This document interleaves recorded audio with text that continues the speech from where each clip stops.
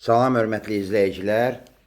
Bu videoya baxanda kimsə deyə bilər ki, bu Aqil müəllim qanun pozur ki, sağdan ötmə edir. Bir dəqiqə, gəlin qaydaları yada salaq. Ötmə nədir? Zolağı dəyişərək bir və ya bir neçə nəqliyyat vasitəsini geridə qoymaqdır. Biz zolağı dəyişirikmi? Xeyr. Ona görə bu manevr ötmə sayılmır.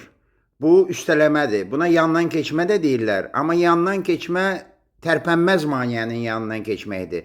Yəni ki, bu üstələmədir. Ruslarda bu aperejeniyadır. Heyf ki, bizim qanunlarda hələ ki bu termin yoxdur, üstələmə. Üstələmə zolağı dəyişmədən bir və ya bir neçə nəqliyyat vasitəsinin yanından deməli, onu arxada qoyub keçməkdir.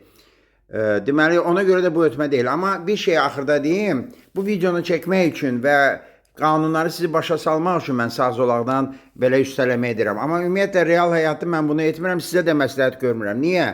Ortada gedən avtomobillər gözləmirlər ki, sağdan keçərik.